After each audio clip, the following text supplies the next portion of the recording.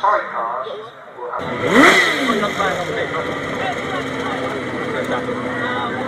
just need to go there, we'll check you. Have a good day. Hey, Bob.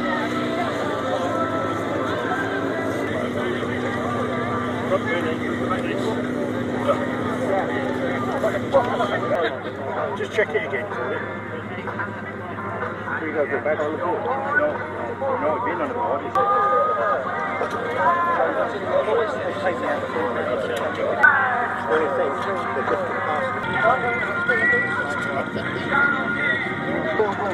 Good. Keep it on Lovely job. Thanks, Dave. We're certainly going to try. Right, we've got to take them back quick, make some changes. Put the 600 They're on in. to us.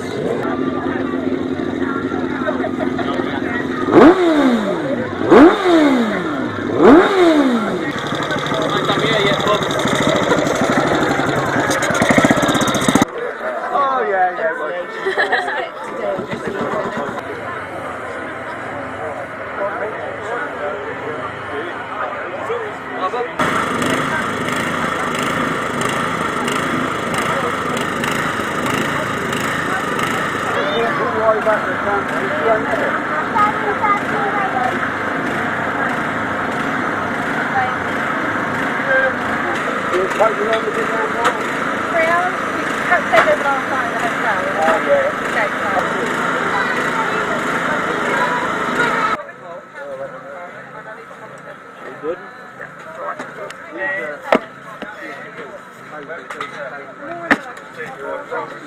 Nice and tidy, Rob.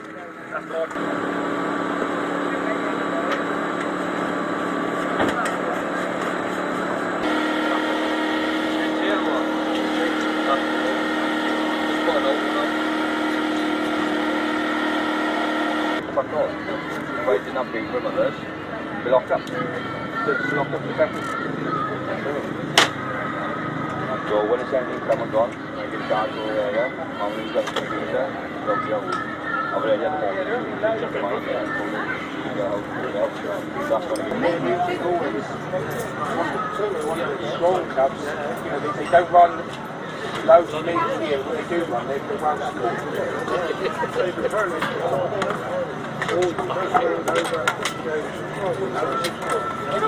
Battery, all in one, In the span, it was been about years old Fred. I'm fine. You ride the Pee-wee, don't you? Norwich Sidecars, he's just started. Right. Loves it, he does. Yeah. Let's get him, get a sidecar when you're all going, nah, he says.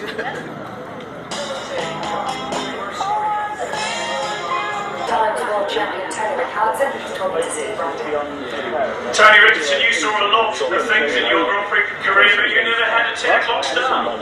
No, this is definitely different, and I've talked to some of the riders. It's in fact weird for me to go and actually watch the race.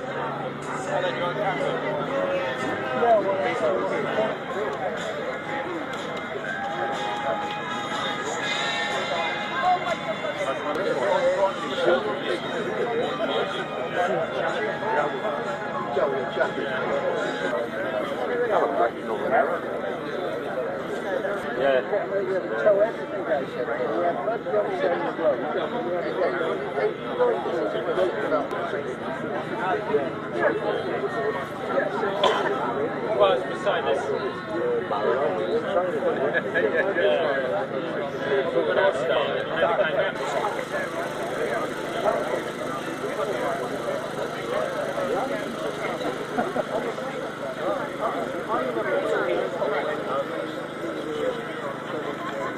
Multi-Masters champion Mark Cossar and Carl Blyth with me now. Mark, you've already had 2 practice sessions. How did it go? Felt good, yeah. We tried a couple of different setups.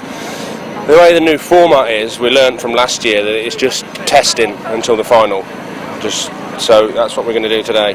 Just keep testing different setups, and then in the final. You looked very, very quick out there. There was several other crews out there with you. I know practice doesn't always count for things, but you did look exceptionally quick. Felt good. That's all I can say. I was happy. You happy with things, Carl? Yeah, like Mark says, we tried different lines. There's plenty of room for passing. We'll just see what happens. Little bit of a concern, bit of dust coming up so early in the day with the practice. Might think that might be a problem later on. I think that's only off the start line though, isn't it? So I don't think it shouldn't cause too much of a problem, hopefully. I know you're not a big fan of what they brought in this sudden death final. I mean, you're a man that wins races. They brought it in last year, and as long as you make the final, it's anybody's, isn't it then? That's right, yeah, it's the same as Speedway in any other normal meeting. So, again, it's just testing to the final, isn't it?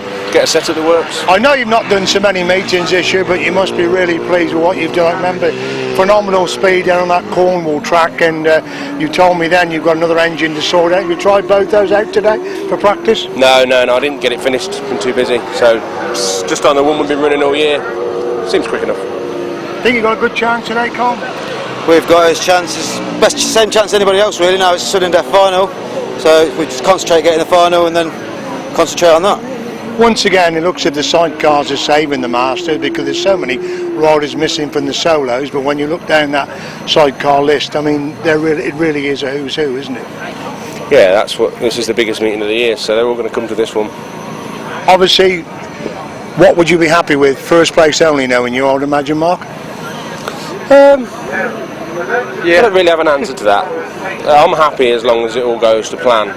A little bit disappointed if you don't win, but it's not the end of the world. It's a hobby at the end of the day. I want to win, but I also want to go home as well. So, like everybody here, I hope everyone has a safe day. This is the thing a lot of people forget. All you lads have to go to work tomorrow, don't you? And they forget that. That's exactly it. So as long as it all goes well and there's no hiccups, yeah, I'll be happy. Thanks very much. Best of luck today. Thank you. Thank you.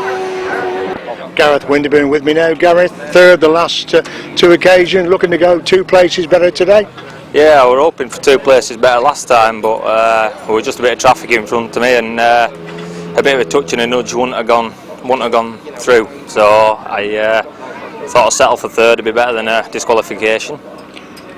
Very, very few meetings for you and your dad this year. Is that going to hamper you at all today? No, I think we'll be all right. It's just we've had a lot of teething problems with bikes again, but I think work's just been that busy. We've been concentrating on work and obviously family life as well. So we've just steered away a little bit this year, but hopefully next year we can do a little bit more. But we're not going mad. Now, interestingly, the passenger situation, you're down to ride with Liam today and your dad with Billy. I know Liam's on his way here at the moment, but what was the thinking behind that move? The problem was Dad didn't know what he was doing. He wanted to give up and then he didn't want to give up and then he was giving up again and then he didn't want to give up. Nobody sort of knew what he was doing and Liam wanted to ride, so Liam just said, look, I'll ride with you and if your dad wants to do something he can go with Billy. So that's just how that sort of turned around. Now, for those that don't know, obviously some of the lads were over in Holland, I think it was last evening, and they've been held up at Calais, and they're on the way back at the moment. Have you any idea exactly where Liam is at the present moment? I haven't a clue where he is. All I know is he's on his way. He should be here now in next 20 minutes. So hopefully we'll get a late practice and just have a go, and then we can get into racing. Now, some people like this new system of a sudden death final. Are you in favour, or do you prefer the old system? The old system were all right, but I prefer the older system again, where if it's held over 3 rounds. If it's held over 3 rounds, I think it's more on consistency than it is on a bit of pot-looking final. Now, have you practiced at all yet, Gareth? I've been out and had a practice with our Billy. Yeah, it felt good. I'm not just 100% happy with my bike, but that's just frame build. So it's handlebars really. I just need to alter my handlebars, but I can't do it today. So new set of handlebars for next time I come out, I think. Looks pretty big and pretty wide out there. Yeah. The bike actually it stuck on fairly well. I was happy with it. I was just cramping up with my handlebars. That's all. The track's nice and big. It's nice and wide. It's a track I like. I think because of the difference with the rise in it. I like that sort of thing. So yeah, we'll hopefully have a good day. And very tough. There's some good chairs out there today again, aren't there? Yeah, there's some hellish competition out there, but hopefully if we get a good start and we get in front and we kick some dust up, they won't be able to catch us. Thanks very much, Gareth. Best of luck today. Cheers. Thank you. 4 times champion Rob Bradley, Sean Simpson with me now. Rob, one meeting, won it, Master of Midshires, went to Fenlands, one race, bike problems, and we haven't seen you since. Is that the best sort of practice for a tough meeting like today? No, I'm sure it isn't really. I must admit, just lacking a bit of motivation. And just travelling's such a big thing nowadays, and you're getting older, and I don't know where time goes. You know, you get busy, and there just isn't time to do things. And I do everything on the bike myself, build my own engines, everything, and it just, you know, weeks come and go, and we just haven't been riding. I mean, Sean's son Mickey's busy with his Grasstrack Speedway and doing very well, so that keeps Sean busy on a weekend. So I can actually use Sean as an excuse for not riding, although we do agree that we ride when we can and when we want to. So you're right, it's not the best practice that we could have, but we come with no expectations. We always come thinking finishing the final would be a good result, and I guess if you make the final the way the system is now with a straight final, I think that's a good position to be in. Maybe you're classed as a bit of a dark horse, because you know, if you haven't been winning all day but you're in the final, everybody's had equal chance, and when the clutch is out, you know, if you're in the first three, then you're fighting for top step at podium. If you're in the second three, you're fighting to be on the podium. But I'd be happy with a finish in the final. Now, as I said, you only did the one meeting, which you won against every top crew in the country, Master and Mid-Charge. Proves you're still good enough to do it, Rob. I think you have a good day every now and again. Bike hasn't changed, you know. We just set it up how we kind of thought it was needed to be, and just on that day when you get a setup right and the gearing right, and it just feels right, and those are the days when you do well, and it might sound a bit silly, but you know, when it kind of feels easy and it doesn't feel fast, it probably is fast. And I mean, I very often come back and say to Sean, no, it feels slow, and then we find out we're so many seconds faster than anybody else, and you know, just when the feeling's right, it'll work, won't it? Talking of that, Sean, you've had a practice. How did practice go? Yeah, practice felt good. You know, as Rob said, we've had to rebuild the engine. It was a bit of a last-minute rebuild sort of thing. It hasn't been tested, so we just cruised around for a lap or two just to give the engine a bit of running in, and so we went straight back out for a second practice. And yeah, the engine felt good. Track feels okay, but it's the same as anything. I always say, you can be first one meeting, you can be 10th the next. You know, the class of field of riders out here, you know, they're the best in the country, probably the best in the land, like, you know. So they're all there to be beat. We fear them, but they're fearing us. So, you know, I think we're all in the same boat. We know anybody can win it, anybody can be 10th. Like Rob said, just to make the final will be your first goal, and then it's just, let's go for a podium at least. And of course, with this new format of a sudden death final, provided you make the final, everybody's got the same chance in the final, haven't they? Yeah, that's right. It's a bit 6 of one, half of the other, really, because if you've won all your heats and you're leading on your heats, you think, well, we wish we had it points all the way through. But if you've, like Rob said, if you've just scraped in a 6th place qualifier, you know you can still go on and win it. So I think it does make for a better final, because you know you can be 6th place, whereas normally you say, well, we can't win it, so what's the point in trying? But you still want to try in that final now, so, you know, winner will take all. And as Rob said, you're busy with Mickey. You must be pleased with his efforts in the Youth Championship last week. Well, absolutely 5 storming rides with Harry McGurk. Yeah, it's the first time actually. Mickey's really, he's always pushing Harry, but Harry's always had the last straw, which he did last weekend, but he took it down to the last race with 2 wins apiece.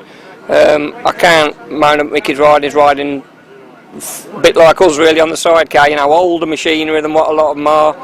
But he's just got that determination. Really pleased, couldn't be any prouder of him, and hope it continues. And we've got a big step up next year on the 250. But Paul Cooper's going to sponsor Mickey next year with bikes and engines, so we should be all right. Well done, gentlemen, and I'm sure if you do pull it off today, there won't be a more popular winner than you and Rob. Thank you very much for having a word with us. Cheers, thank you. Thanks a lot. Thank you.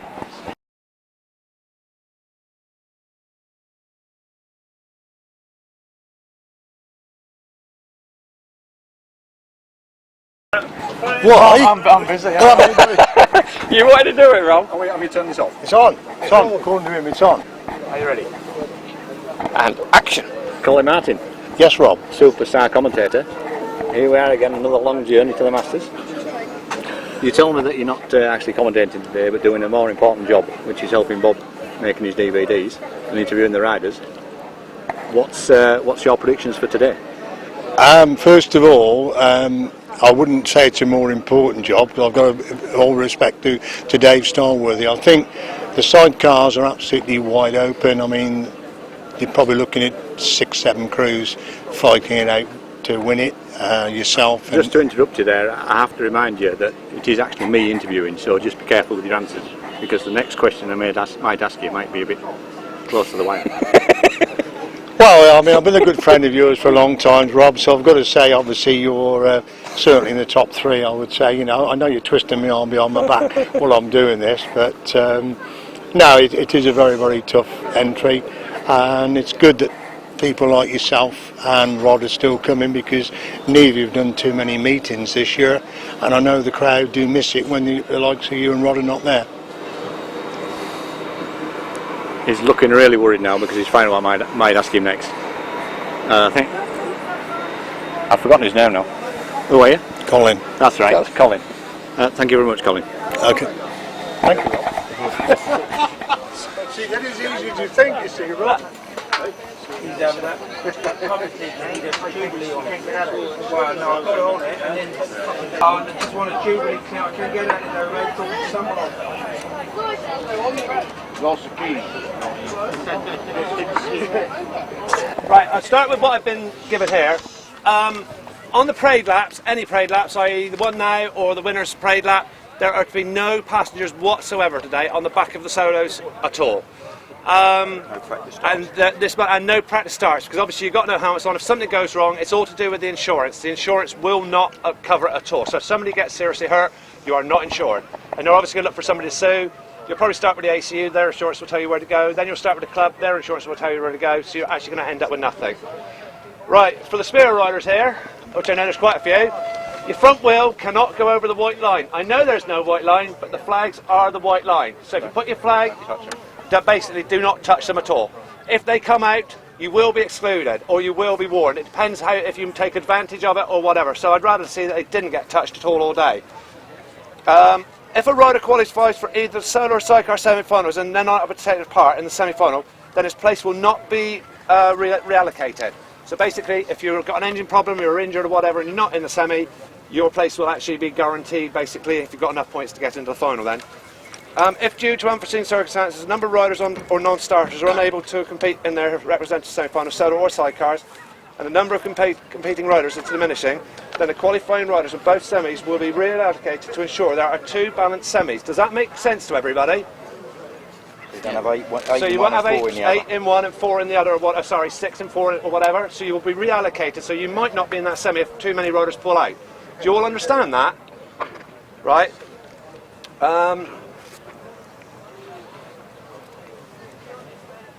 Yeah, so the points all through the heats get you into the semi-finals for the Masters. Then obviously the top 8 and top 6 solos and sidecars go into the finals. The finals are sudden death. So you score points right up until the semis, but after the semis, it is the highest points, it's the first rider across the line that is the Masters champion.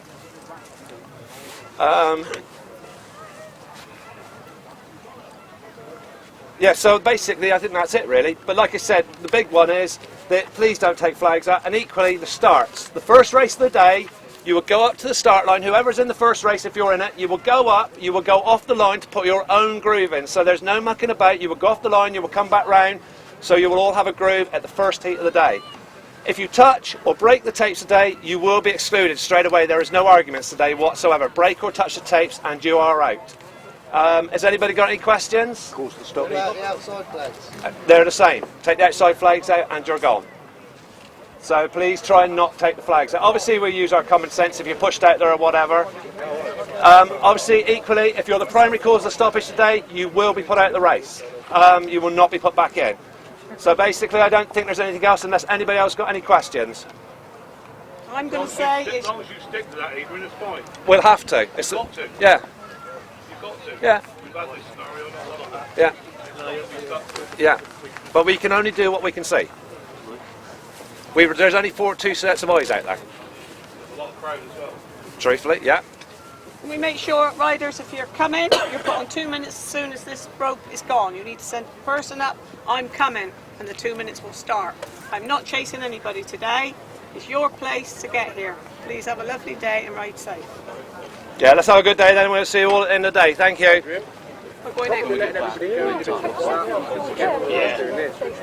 Yeah, but I'm going to let you go off the line and the first the sixth. But that won't be a start. That will only put your groove in there.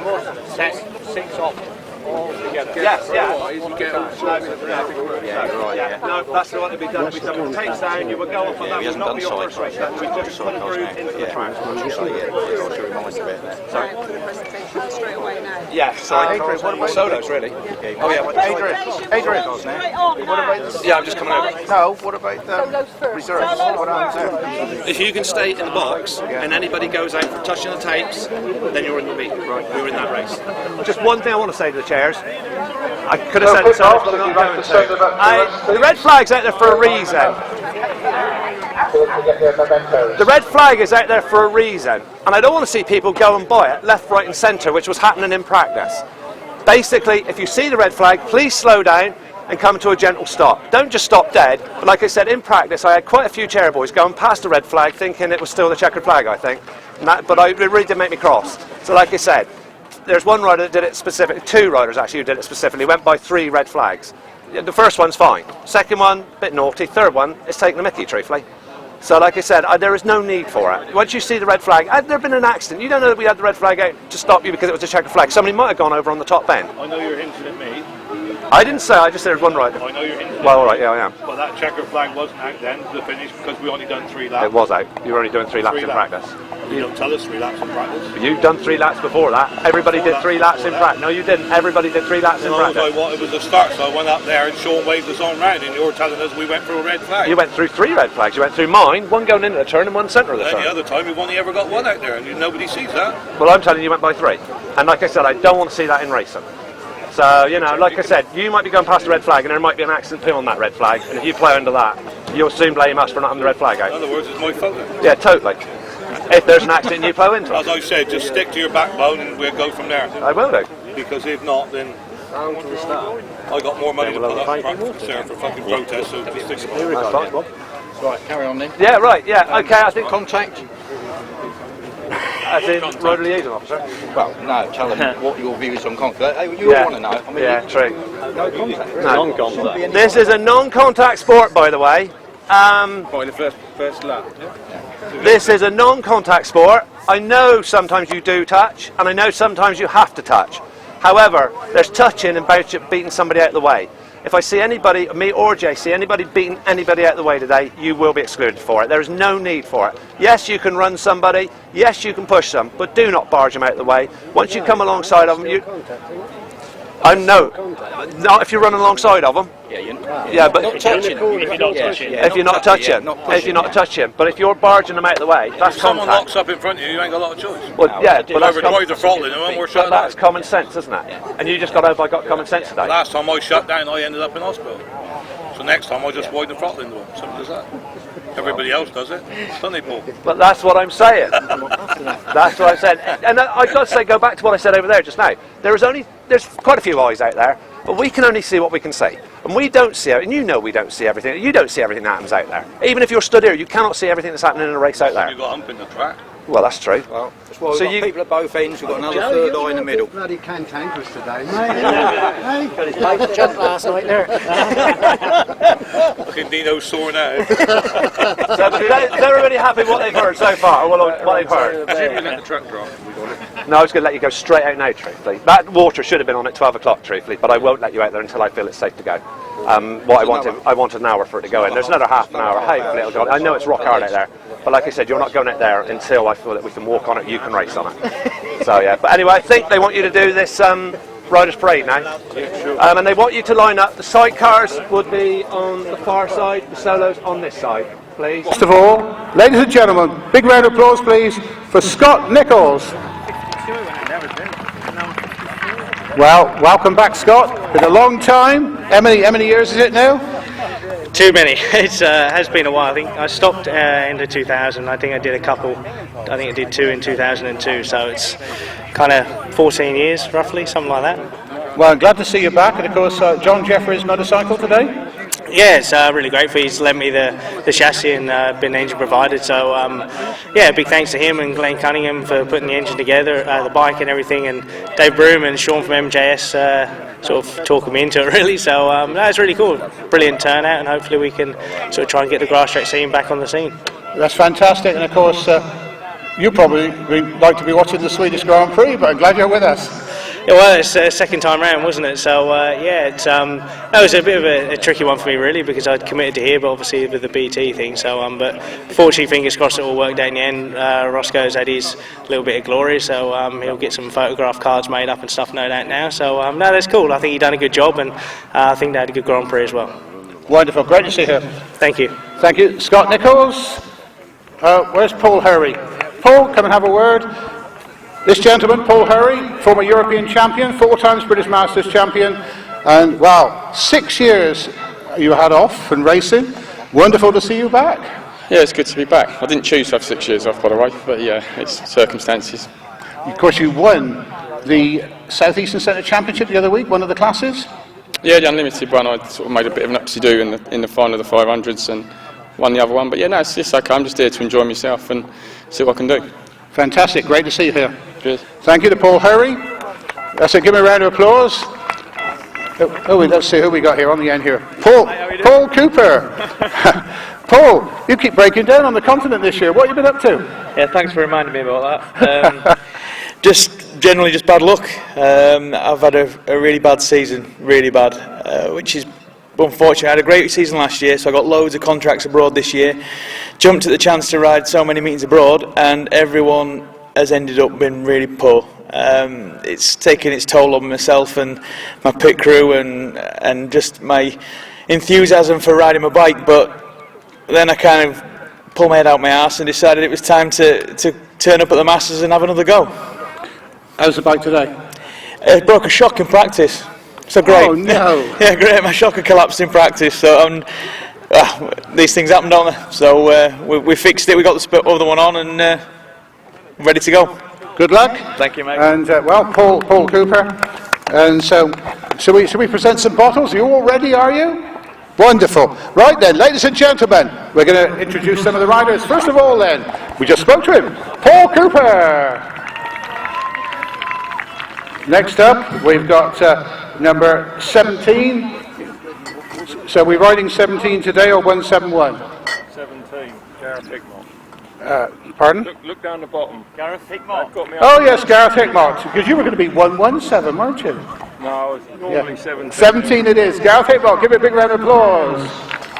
From the Midland Centre, from near Evesham, Scott Creswell, number 200. Moving along, we've got number 91 is next, and that's Callum Walker, because it's a special tribute, because he's riding Rob Malcolm's number, aren't you? Well done, Callum. Also rides the Coventry Storm.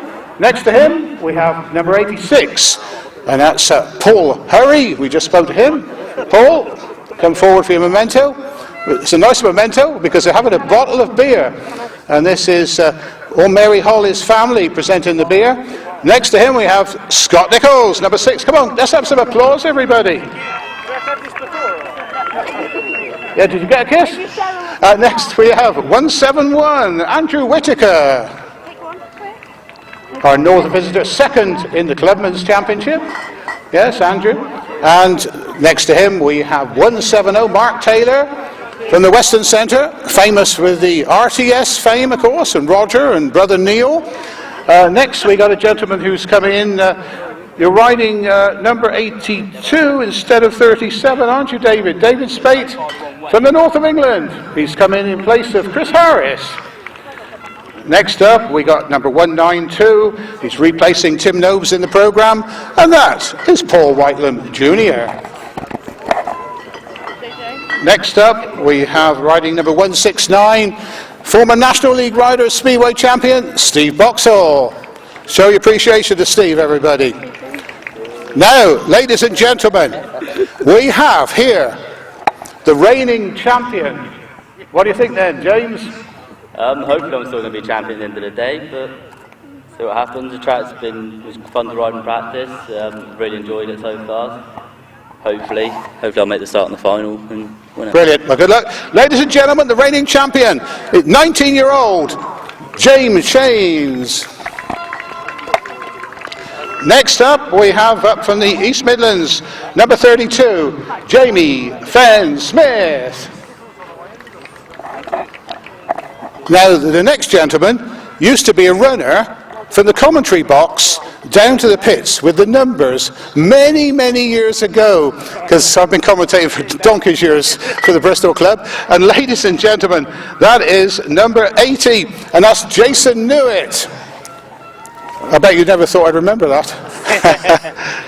Next up, we have riding number 2, a youngster going places at the moment, Max Brown. Now, next to him is a gentleman riding an MCS machine, MCS bike, because they sponsor you. James Wright, your company has really got behind this Grasstrack, haven't they?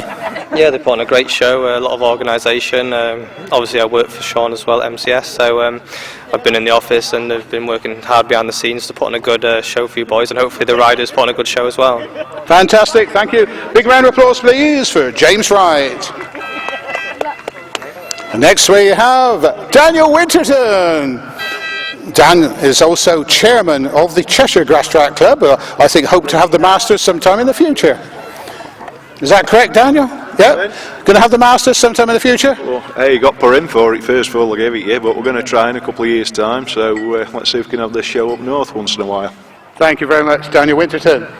So, next up we have an Eastbourne Eagle, Charlie Powell, ladies and gentlemen. Give him a big round of applause. Now, next up, we have top of the Premier League Speedway averages, rides for Lakeside, also rides for Rye House. Welcome back to, well, have you been on the grass before? Yeah, it was a few years ago, but I managed to get out to France on Friday and do a grass meeting out there, so I had a little bit of practice. Brilliant. So Edward Kennedy, of course, Eddie, you also, I think, have raced stock cars and flat track as well, I mentioned earlier. That is correct, isn't it? Yeah, I'm pretty busy in the winter doing other things, you know, so it's all good fun. It's, you know, it's a good hobby, racing my cars, and obviously now doing a few grass track meetings. Wonderful. Thank you very much. A round of applause, please, then, for Edward Kennett. Next to him, of course, a teammate at Lakeside as well, but this is also a versatile gentleman, because only 2 years ago he was riding in the International British Bike Bonanza on a scrambler, a classic scrambler, weren't you? So, Rob Meir, ladies and gentlemen, big round of applause for Rob Meir. There's your beer. And a shake. You give him a kiss, you know, it's okay. There you go. Right, and that leaves me one person to speak to on the end here. Mark Baisby, you've gone back to Speedway this year, but glad to see you haven't given up Grasstrack as well. Yeah, we ain't done as many grass tracks as we like to this year, but yeah, it's, looking forward for today, and hopefully it should be a good one. Great to see you back on the grass again. Thank you, ladies and gentlemen, Mark Baisby.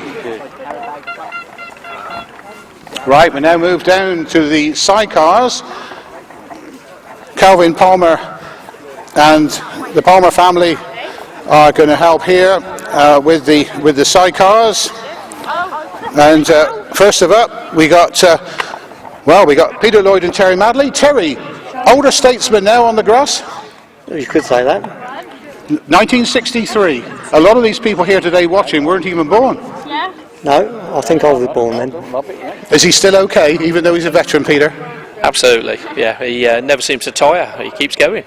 Fantastic. Ladies and gentlemen, round of applause then for Peter Lloyd and the passenger Terry Madley. Now we call Mark Cossar and Carl Blyth.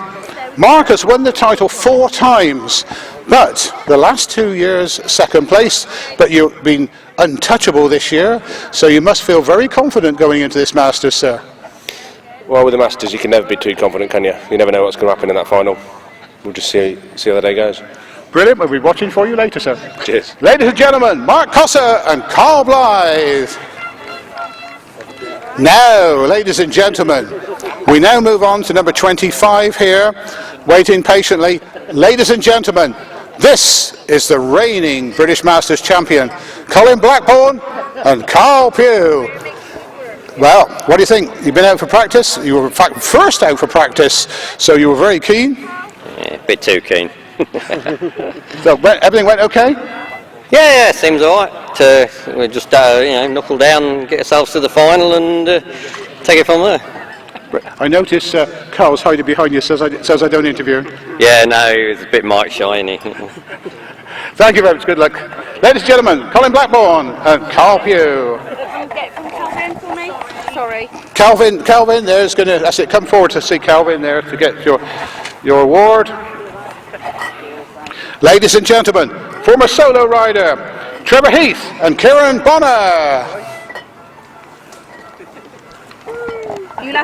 You'll have to come forward for your memento, as Calvin's got your beer, special bottles of beer. That's right. Well, we move along here, number 92. Paul, it's quite a few years since you won the title. Yeah, it's getting on a bit now, but... You're going to change that today? Well, I'd love to, but let's make for the final. Brilliant. Well, ladies and gentlemen, big round of applause, please, for Paul Whitelam and Alan Elliott. Now we come to number 29. One rider for the future, I think, possibly. Watching your big brother? Ladies and gentlemen, Tom Cossar and Mike Chittenden. Show your appreciation, ladies and gentlemen. Next, we have Matt Fumarola. Where's this camera you're supposed to? Is that on your helmet? You've already smashed the camera. He's actually got Bob Ruffles' camera. A GoPro, is that what they call it? Actually on there, and he's just telling Bob he's already smashed it. So hopefully he hasn't done. But ladies and gentlemen, Matt Fumarola and Gareth Williams. Now we come on to one of the reserves. Please welcome number 33, Tom Marvel and John Miller.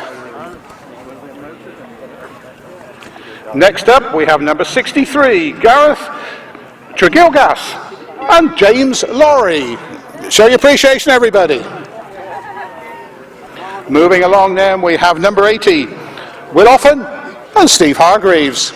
Show your appreciation, everybody. Come on, let's have some applause around the arena. That's absolutely wonderful. Now, one of the hot favourites here. We haven't seen him too much on the grass. He won the British Clubman's Grasstrack Championship, but he's back for more. Please welcome, of course, we've got Rod Winterburn. And are you looking forward to this today, Rod? No, not really. I'm just here to make the numbers up.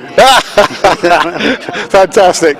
Always very coy there. I'm sure that you'll be going pretty quick out there.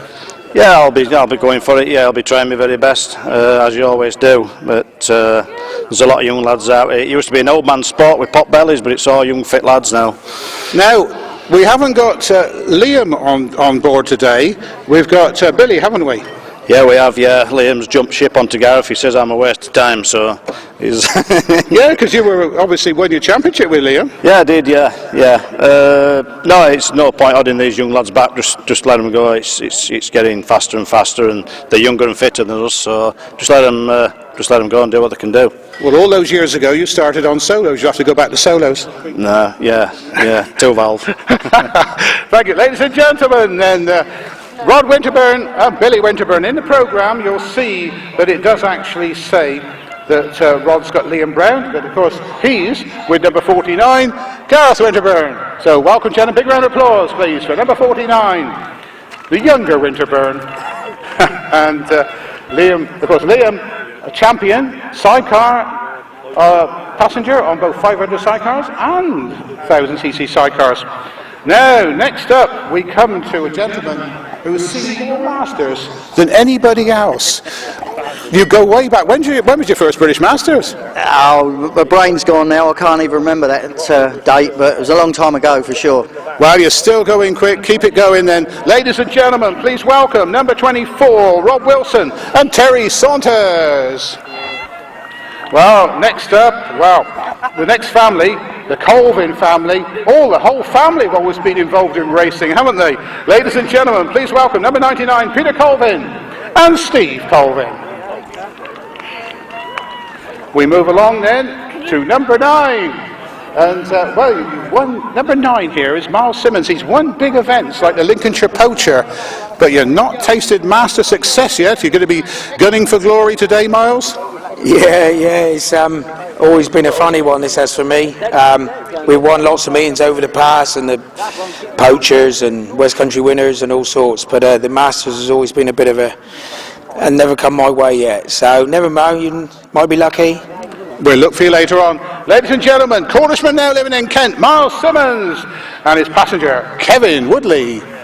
Right, next we come on to a gentleman that spent all Thursday night, or evening I should say, promoting the British Masters.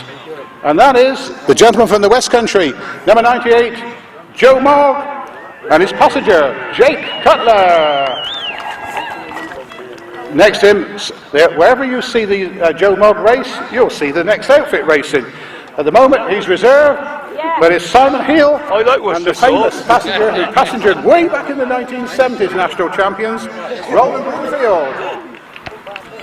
Next, we move along, and look at this colourful outfit we have here.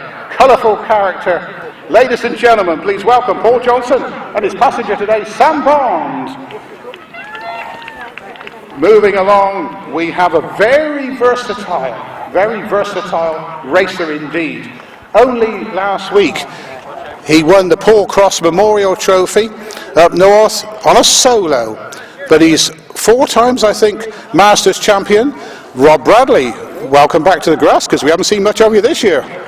No, we've not done much this year, but it's the Masters, so you've got to come, haven't you? Well done, sir. Ladies and gentlemen, please welcome then Rob Bradley, number 87, with Sean Simpson in the chair.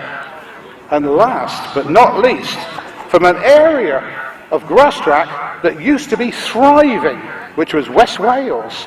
He's tasted the left-hand British Championship. He won the British Championship on the left-hand sidecar, but not the right-hand Masters yet. Have you, sir? No, you're not yet, but it's, I'm still trying, and it'll take a long time for me to give up. Ladies and gentlemen, please welcome number 12, Neil Owen and Jason Farwell.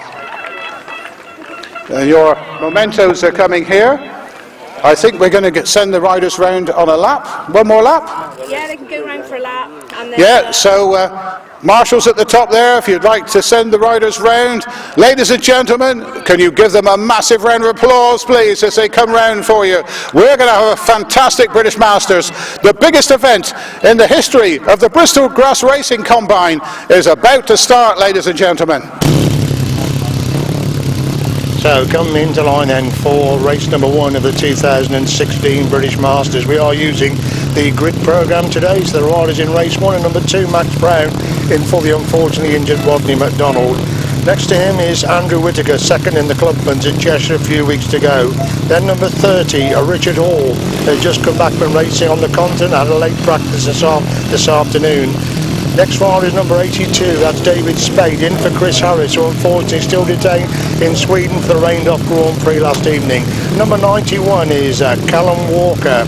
Then we got number 86, Paul Hurry, 4 times a Masters champion and once, of course, a European champion. Then we got number 93, the defending champion, James Chains, and completing the lineup for race number 1, number 130 is Ben Millichap.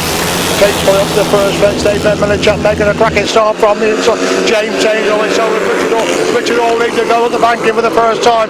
It's with James Chains who winds on, go around the outside to go through. Into second place is chasing after Richard Hall, and Chains gets inside Richard Hall as Chains leads it for Richard Hall holding that second place position. Ben Millichap has got the third spot. That's the top 3 that complete the opener. It's Chains that leads it, but Hall in second. Millichap has got the third. Walker is in 4. Hurry surprisingly back in 5th place, and they got the banking once again. Chains still has it about it. Hall almost got through as they climb the banking for the second time, and Richard Hall winds on again coming down that banking on that pit side corner. It's Chains that leads in from Hall holding the second place position. He's still getting away from Millichap up the next one right in 3rd. So is Walker in 4. Hurry's running to improve upon that 5th place position, but Chains still the master at the moment, striking a psychological blow in the very opening heat, and he's pulling away from Richard Hall now then as Chains leads in, but Hall Hall holding the second.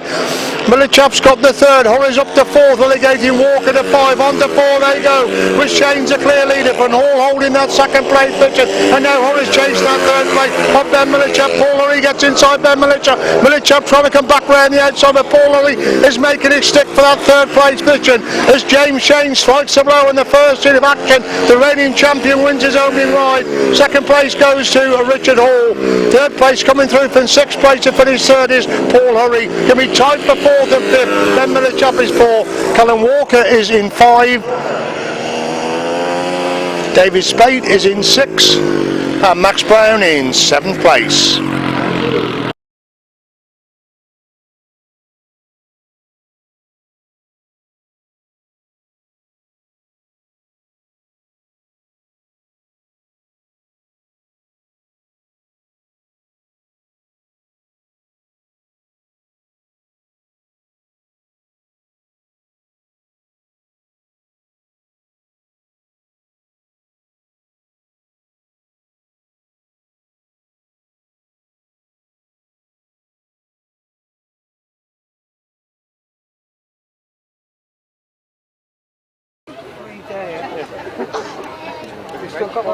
Right, let's give you the points let's go. You fill these into your programme. Number 2, Max Brown, 2 points. Andrew Whittaker, 171, no points. David Spate, number 82, 3 points. Number 91, Callum Walker, 4 points. Number 86, Paul Hurry, 6 points. Number 93, James Shane. Moving up on the line then for race number 2, the Solo Master. Somebody's front wheel running in front of his face and goes across in front of all the wild disaster starters. Andrew Appleton, red flags are out. Andrew Appleton leading him, climbing the banking. But we do have a spectacular fall on the starting line there. So drama in race number 2.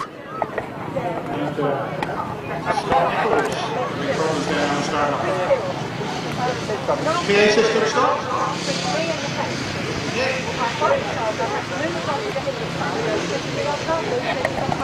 So it's Scott Nichols there, of course. He's finished way back in the third, way back in the days of Joe Screen Racing. It's Scott Nichols who's come in as one of the wild cards. He's a rider who loops at the start there, so we wait to see what the decision is, whether he will be allowed back in the restart. So race number 2 sees Paul Whitelam Jr. number 92 in for the injured Tim Nobes. Then we got number 3 Mark Baisby, 5th last year. And number 6 is Scott Nichols, who unfortunately reared at the start. Then we got 169 Steve Boxall, former youth British champion, of course. Number 11 Paul Cooper, who has run the rostrum so many occasions in the Masters. Number 22 Andrew Appleton, 4 times a champion, of course. And then we've got number 80 Jason Newitt and number 17 Gareth Hickmott. Those are riders for leg 2 of the British Masters. We still wait for the decision whether Scott Nichols will be allowed back in that restart. 4 points. 6 points for Paul Hurry, 9 points for James Shanes, and 5 points for Ben Millichap.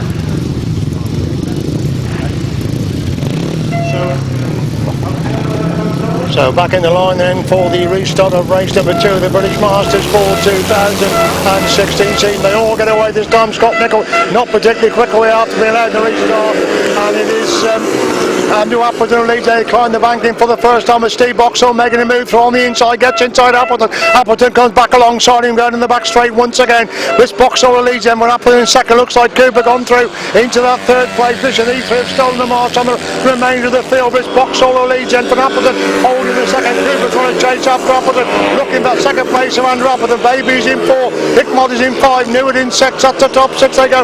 Then the back straight once again. Paul Cooper got through on the inside. Appleton just holding at bay, and that's allowing Boxall to pull away at the front. Is Boxall leads it, then Appleton holding that second place position. Again Cooper trying to squeeze through inside Appleton, but Appleton just by hanging on to that second place. There's Boxall the leader, Appleton in second. Cooper comes alongside Appleton again, but Appleton's quicker going down that back straight and retakes the second place position, as all the time Boxall starting to pull away at the front then from Appleton second. Cooper using every inch of track, taking a real wide line coming down the bank, and he's lost out with that movement. There's Boxall leader. Boxall, I think, is slowing up at the front. Boxall seems to be slowing up at the front. Appleton's right there with him now as they go to the back straight once again. Boxall to me seems to have too little power going down that back straight. Appleton's almost alongside him, and Cooper's trying to close the gap now as they go into the pits corner for the full-time. Appleton gets inside Boxall. Can Boxall come again back up the inside? Appleton gets a winning ride. Steve Boxall gets a second. Paul Cooper is in third. Mark Baisby is in fourth. Gareth Hickmott is in five. Jason Newitt in sixth place. And I'm sure that Steve Boxall, who at one time was way clear the front, seemed to be slowing up on that third lap, and that allowed Andrew Appleton to come right alongside him and eventually pass him on the last corner.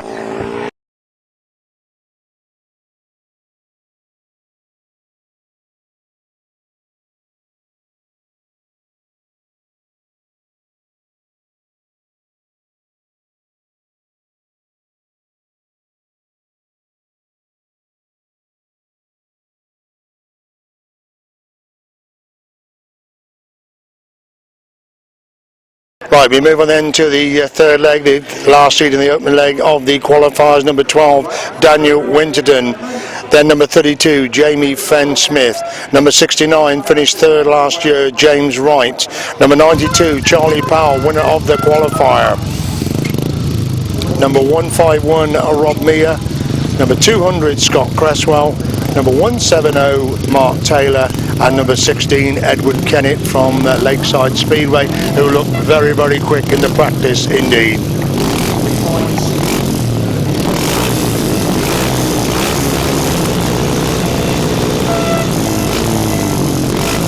Problem at the starting gate, starter not happy, waving his arms, the rider, I think, encroaching on the tapes. They have been told any rider breaking the tapes or touching the tapes will be excluded from that particular heat of action.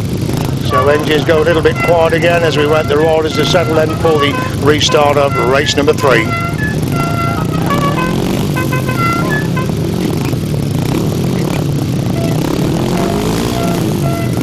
Mark Taylor breaking ranks and going back round the tapes before coming into line to get this race 3 away.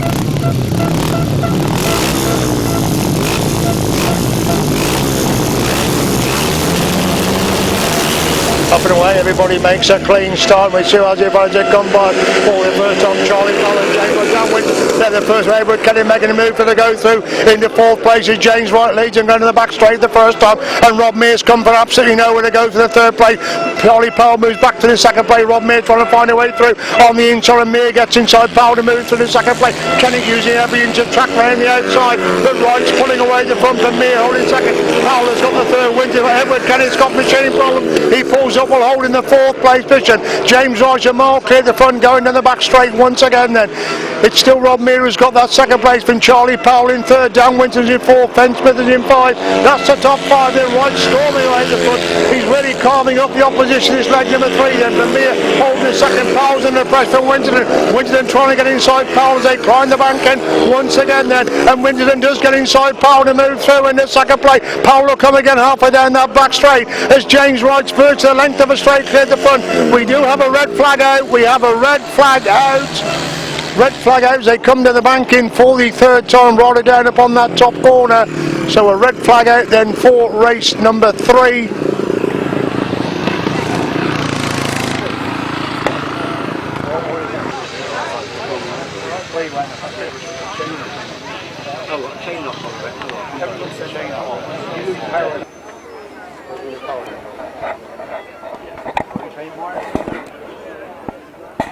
So you can see the ambulances on the track up that far side dealing with Rob Mears, who crashed while holding the second place position. That's desperately bad luck there on Rob Mears. He is excluded as the primary cause of the stoppage, and Edward Kennedy, who wasn't in motion when the incident happened, he's also been excluded from that third leg of the Solo Masters. The race has got to be rerun because they'd only done 2 laps. I shouldn't think James Wright will be too pleased about that, because he was a proverbial mile clear at the front then from the chasing pack. So let's hope that Rob Mears is going to be okay, because he's going to be one of the favourites going in to today's meeting, but they seem to have a little bit of a problem.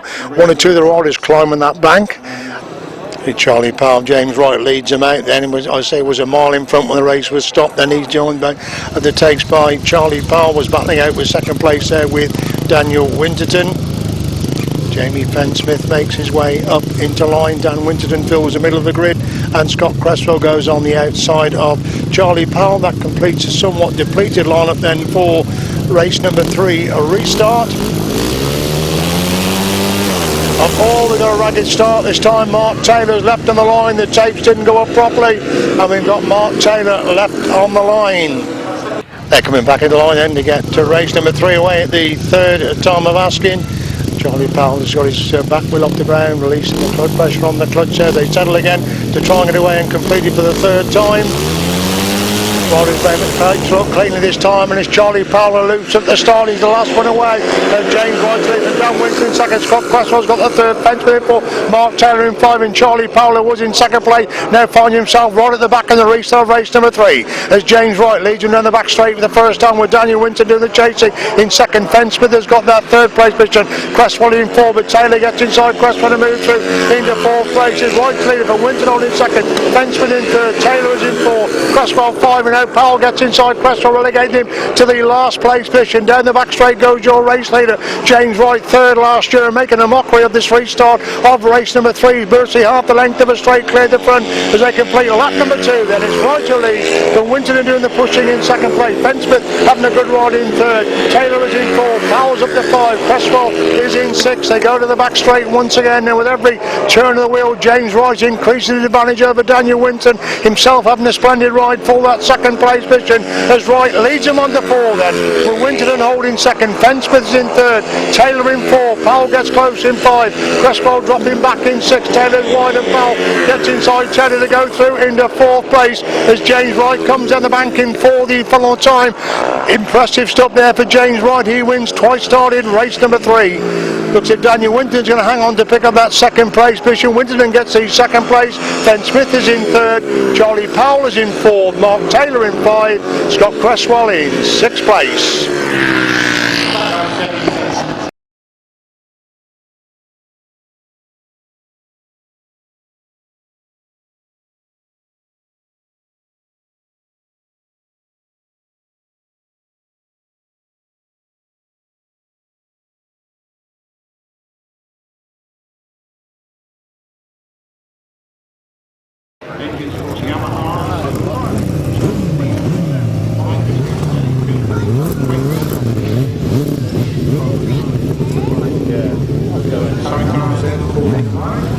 Coming into line then for the second time of asking to get to race number 4 away, the first heat of sidecar action for the 2016 Masters. They finally come into line then.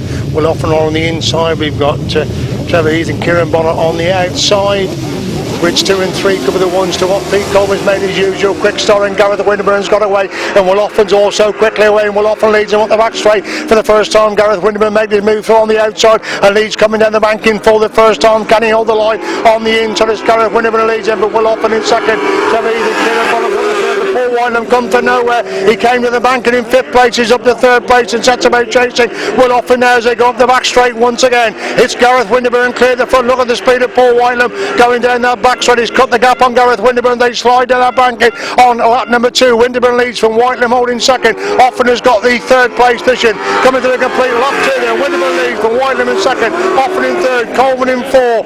Heath in 5. Gilgas in 6, that's a 6. They make their way down the back straight once again. Paul Whitelam's very quick, climbing that bank, and he closed the gap again on Gareth Winterburn. Winterburn more or less let the outfit slide coming down that bank. He completely broadside coming down that bank, but he's still got the advantage over Whitelam now as they move it on to 4. Winterburn leads him, but Whitelam in second.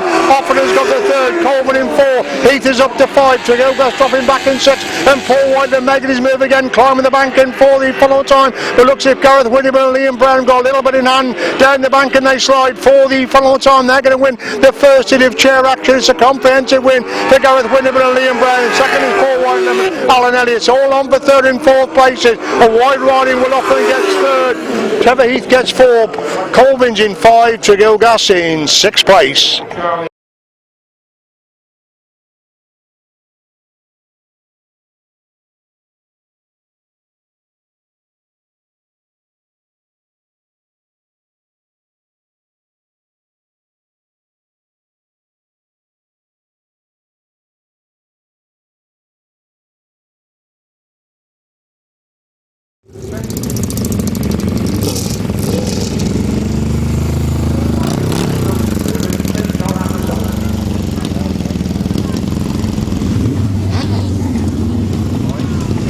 So sidecars coming out then for race number 2, leg 2 of the sidecars, race number 5, and what a very competitive race it is. We've got Paul Johnson, we've got Miles Simmons, double poacher winner, we've got Neil Owen second in the club, and Rob Wilson, double masters champion, and Tom Cossar and Michael Chittenden, and Rod Winterburn with Billy Winterburn in the chair. So 2 double masters champions. Right, I think Rod Winterburn made a cracking start, and Rob Wilson, the crew, has gone with him. Miles Simmons is also in the action, but Rod Winterburn leads in the back straight the first time. Rod Wilson trying to find a way through on the inside then. There's Rod Winterburn leads him, but Rod Wilson second, Miles Simmons in third, Neil Owen coming right round the outside. Rod Winterburn leads him, Rod Wilson second, Miles Simmons in third, Neil Owen is in fourth place. Paul Johnson surprisingly at the back, and they go up the back straight for the second time. It's Winterburn who leads him, Wilson holding second, Simmons has got the third, Owen is in fourth place. That's the top 4, so will it be a Winterburn 1-2 in the opening 8 of the Sidecar Championship for 2016? As Ron and Billy Winterburn leads and put up 2 for Rob Wilson holding the second place, but Miles Simmons got the third, Neil Owen still holds that 4th spot. They go up the back straight once again. Rod Winterburn's getting away the front, Rob Wilson can't seem to close the gap in second. Miles Simmons coming under pressure for Neil Owen, but Neil Owen's looking down the bike, he's seen it slow up going down that back straight, but still Rod Winterburn leads him on to 4, then Rob Wilson taking a much tighter line in second place. Miles Simmons has got a third, Neil Owen in 4, Tom Cossar in 5, Paul Johnson in 6, that's a 6 as a leader halfway down that back straight for the final time. It's going to be a Winterburn 1-2 in the opening heat, so there's 2016 Sidecar Masters down that bank, and he comes for the final time. Rob Winterburn using every inch of track. Rob Wilson's got the second, Miles Simmons is in third, Neil Owen's coming under pressure, then Tom Cossar, Neil Owen gets 4, Tom Cossar in 5, Paul Johnson in 6th place. So what a tremendous start there for the double masters champion Rod Winterburn. He joined son Gareth, both winning their opening ride. Rob Wilson rode extremely hard in 2nd place but couldn't close the gap. Miles Simmons was also very quickly away from the start but hadn't got the pace of the 2 crews in front of him.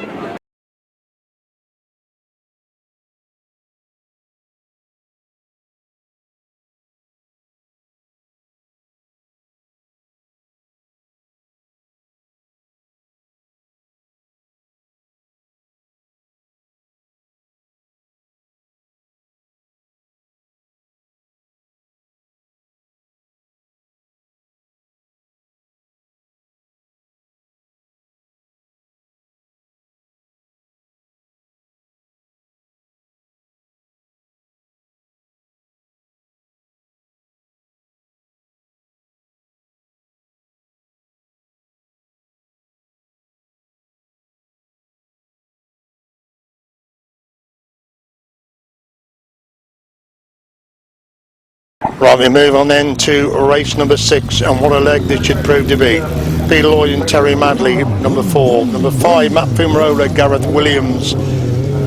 Colin Blackburn, Carl Pugh, reigning Masters champion. Number 37, Mark Cossar and Carl Blyth, multi-Masters champion. Number 87, Rob Bradley, Sean Simpson, multi-Masters champion. And number 98, Joe Morgan, Jake Cutler. This should be an absolutely superb heat, and what a tough start for reigning Masters champion Colin Blackburn and Carl Pugh, challenged by both Mark Cossar and Rob Bradley. Up for the tapes here, okay, Colin Blackburn's made his superstar and Mark Cossar's got in. Rob Bradley's got away in 3rd place as Colin Blackburn leads in the back straight the first time, but Cossar's gone through on the inside and Cossar leads, and he's gone wide. Blackburn trying to find a way through on the inside as Cossar leads from Blackburn holding 2nd. Bradley has got the 3rd, Peter Lloyd in 4, Joe Mark is in 5, Matt Fumarola in 6, that's a 6, they climb the bank in for the 2nd time then. It's Cossar leads, he's pulling away from Blackburn now, and Rob Bradley having to go at Colin Blackburn for that 2nd place position. This is where the main action is for 2nd and 3rd, and Rob Bradley's got inside Colin Blackburn to move through in the 2nd place as Cossar leads him, and Bradley in 2nd, Blackburn has got the 3rd, it's Lloyd in 4, Morgan 5, Fumarola in 6, Mark Cossar almost turned it sideways, he tried to climb the bank in that time, he's getting away from Rob Bradley's race down the back straight once again. Cossar leads from Bradley in 2nd, Colin Blackburn getting a little bit closer, Rob Bradley, they come down the bank in for the 2nd time. Peter Lloyd hanging on to that 4th place, Joe Morgan shoulder to shoulder with Matt Fumarola for 5th and 6th places as Cossar still leads him, and Bradley in 2nd, Blackburn in 3rd, Lloyd is in 4, Mogg in 5, Fumarola in 6, up the back straight they go on lap number 3, and Cossar and Blyth are really storming away the front.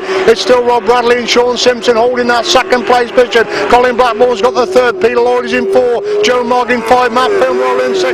Cossar wins in the canter, Rob Bradley gets second, Colin Blackmore picks up the third, Peter Lloyd in 4, Joe Mogg in 5, Matt Filmer in 6th place.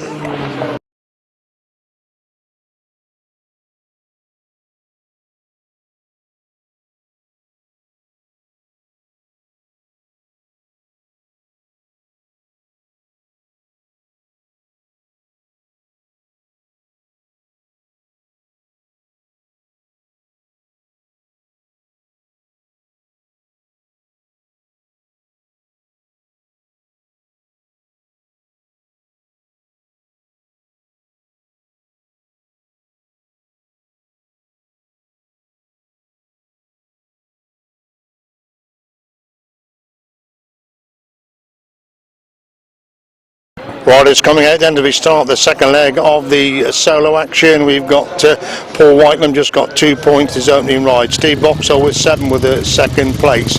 Then we've got Max Brown, Andrew Appleton winner first time, and he's got 9 points. We've got Paul Hurry got a third place in his opening ride. Charlie Powell got a fourth in his opening ride. Rob Meir, of course, was excluded. We're waiting to see if Rob's fit enough to come out for this race. And Mark Taylor picked up 4 points in his opening ride. So we do wait to see if Rob Meir is going to be out, or whether I don't think we've got any reserves left. So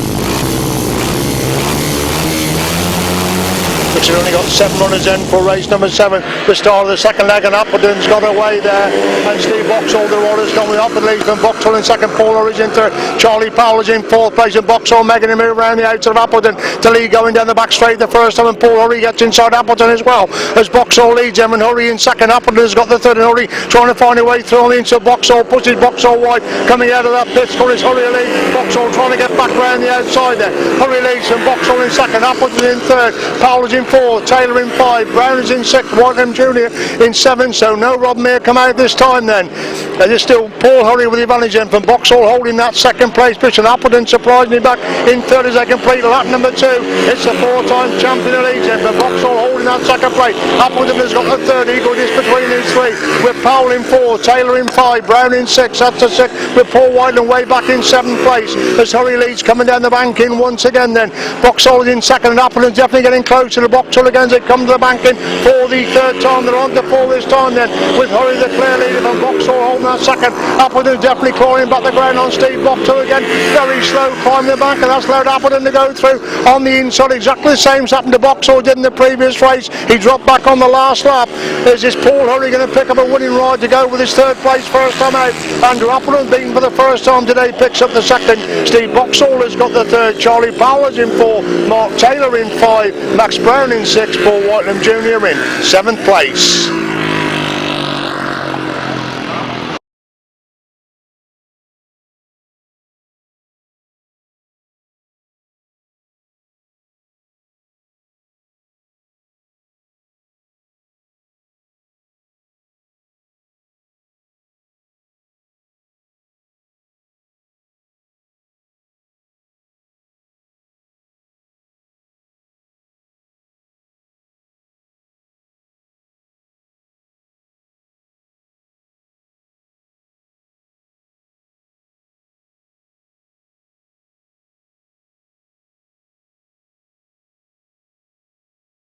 Riders coming out then for race number 8 of the solo. Just looking to see if we've got in this lineup then for race number 8. Paul Cooper, who picked up a third first time out, he's in this one. Daniel Winston got a second place, he's also out in this seat. Richard Hall got a second in his opening ride. Jamie Fenn-Smith, he got a third. David Spate, Gareth Hickmott and Ben Millichap and Edward Kennedy will be desperate for points after being excluded from his opening heat when very much in contention as they come into line then for race number 8.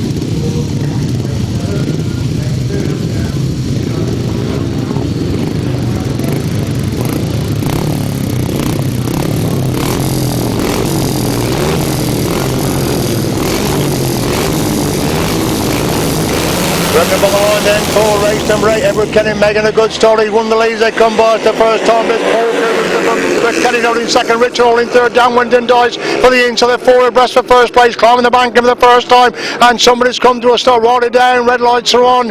No, we don't have red lights on here, the whistle going, but we've not got red flags at the moment, we're still in action, and some of the road is definitely slowing up. They thought the race was going to be stopped. Paul Cooper's pulled on the middle, that's one casualty, and Richard Hall leads him, Red Kenny in second, it's Miller Chapel who's got the third, Winton in four, Hick Moller's in five, David Spate in six, so Paul Cooper has pulled on the middle of the track, Ben Smith's got going again, so disaster once again for Paul Cooper with machine problems, but nobody can stop Richard Hall, he's the lead at the moment. It's Edward Kenny doing the chasing there in second place, then Miller Chapler's got the third, Hick Moller's in four, Winton is in five, Ben Spate is in six, that's the top six, going to the banking once again, Richard Hall storming away at the front, Kenny desperately trying to close the gap, in second place they come down that banking for the third time, the last stop flag goes out then for Richard Hall being chased by Edward Kenny who's got the second, Miller Chapler's got the third, Hick Moller's in four, Winton in five, Spate in six.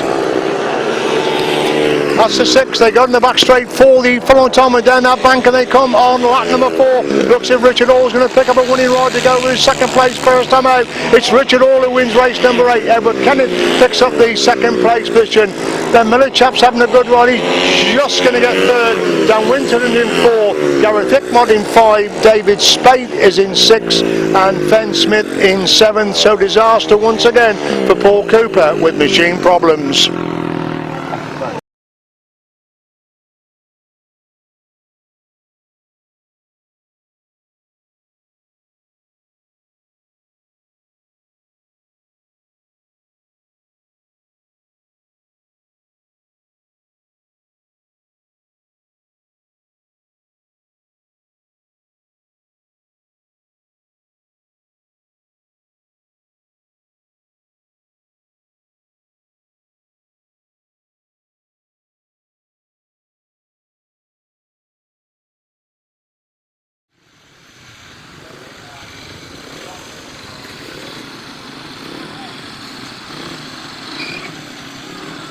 Into line they come then for race number 9 to complete the second block of races for the Solo Championship for 2016. We've got Mark Baisby scored 5 points first time out. Scott Nichols failed to score in his opening ride, as did Andrew Whittaker. Callum Walker picked up 4. Then we've got James Wright, who was an impressive winner on first outing. He's in this race as well. James Shanes as well, he won his opening ride. Then we've got Jason Newitt and Scott Cresswell. So we've got James Wright and James Shanes both in action in this race number 9. Both won their opening outings. So back in the line they come then to get race 9 away. It should be a very interesting race. Mark Baisby picked up 5 points in his opening ride, but James Wright and James Shanes both won their opening races in spectacular fashion. They're obviously going to be the two to beat. Will Wright have the speed to keep back Shanes? That's the question as they line up at the start then for this race number 9. Completes the second leg for the Solo Masters. Up for the tapes, they've all got away pretty well together as James Wright is at made the start. Baby's going to wait for Callum Walker in 5 as Wright gets the corner first. Shane's winding on around the outside line with James Wright who leads down the back straight the first time. But look at the speed of Shane's going down that back straight, and Shane's already got inside James Wright to lead, coming down the bank in for the first time then. It's Wright who leads him, it's Shane's who leads from Wright holding that second place. Shane leads, Wright has got the second, Baisby in third, Walker in 4. That's the top 4, they climb the bank in once again then. It's James Shane's clear of James Wright, and that's scrap for first and second place at about the same gap as the previous lap. Wright closed the gap slightly, coming down that bank and on that pits corner for the second time. Let's change the leader from Wright holding that second place. The gap hasn't changed. Baisby is up to third place. That's the third place. Scott Nichols is in 4th with Callum Walker in 5. That's the top 4 as they make their way in the back straight once again. Shane's Wright closing up on Shane, coming down that bank in once again then. Shane's with a 3 bike in Bunny. Wright trying to come through on the inside. The gap down to 2 bikes there as they moving on to 4. Shane's leads them from Wright in 2nd. Baby's got the 3rd. Nichols in 4. Walker in 5. That's the top 5. We look at that scrap at the front, about 4 bikes between them as they come to the bank in 4 the following time, and this is where James Wright closes the gap on James Shanes. Shanes has gone wide. Can Wright cut back for the inside run? James Shanes gets a winning ride. Second is James Wright, and somebody Baisby has dropped to a hold in 3rd, so Nichols gets 3rd. Walker is in 4th. Desperately bad luck there on Mark Baisby's dropped it again while holding the 3rd place position, and it's between Newitt and Cresswell for 5th and 6th. I knew it just gets a bit of crest on the run for the line, so desperately bad luck there on Mark Baisby. Falls while holding the third place, so after 2 legs of the Masters, James Shanes remains the only unbeaten rider.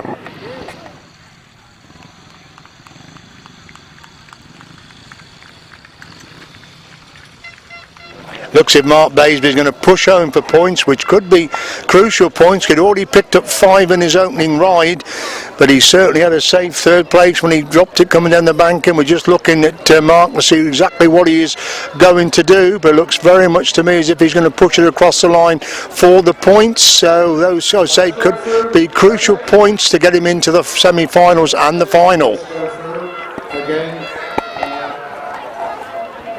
No points.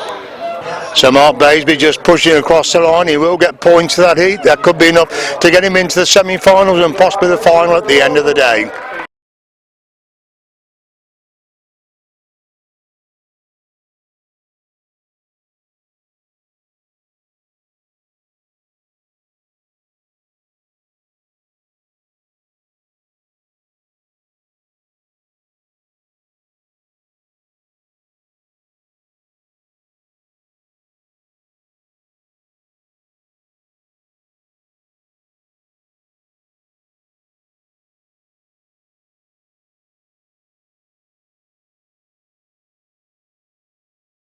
So on we go then to the sidecars, the start of the second leg, and what a cracking second leg is going to be with reigning Masters champion Colin Blackburn. He rides in this one. We've got Rob Winterburn, impressive winner, first time out. He's also in action this one. Gareth Winterburn, winner first time out. He also rides in that one. Will Offen and Steve Hargreaves, Joe Mogg, Jake Cutler, and Pete and Steve Colvin. So it's a 2 Winterburns and Colin Blackburn in what should be a crackerjack race number 10. Both Winterburns won the opening ride. The top colour takes Colin Blackburn's made a good start. Gareth Winterburns got away. Rob Winterburn's got away in third place. Will Offen is in fourth as Colin Blackburn leads him coming down the bank for the first time. Gareth Winterburn making a move around the outside. Rob Winterburn trying to get through on the inside. And Colin Blackburn's gone one, and Gareth Winterburn did a good mistake by Colin Blackburn. Sees him go drop from first to third as Gareth leads from Rod in second. Colin Blackburn is in third place. Will Offen in fourth. Pete Colvin in 5. Joe Mogg in 6. That's the 6. They make their way to the back straight once again. And Rob Winterburn trying to find a way through on the inside of Gareth. These two lock shoulder to shoulder for first and second place. Gareth Winterburn again slides it wide. Rob Winterburn takes him on the right. As Gareth leads him, but Rod holding second. Colin Blackburn is in third. Will Offen is in fourth place. Up that back straight they go once again. This is where Rob Winterburn closed the gap on Gareth. He's closed the gap again, but Gareth's very quick coming down this bank and on this side of the track. Gareth again let the machine slide its way down. Rod takes so much title line. Gareth looks across and Rod's alongside him. There's him in complete lap number 2. It's Gareth who leads from Rod holding the second place. Colin Blackburn has got the third. Will Offen is in fourth place, and Rob Winterburn will close the gap again going down that back straight. He gets inside Gareth Winterburn to lead. Coming down the back straight on lap number 3. It's Rod who leads from Gareth in second. Now Gareth gets back inside Rod and leaves Rod absolutely nothing at all. Rod trying to come back through on the inside. They're together now. They take the checkered flag. They are together as they take the checkered flag, and I don't think there was too much family love lost there as they crossed the line. Rod was not too happy about Gareth's tactics coming on the inside, coming down that banking, because Rod got him clean going up the back straight. The speed of Rod Winterburn got him inside, and then Gareth right across him to chop the nose off Rod as they slid down the banking, and father not too pleased with son after a superb race number 10.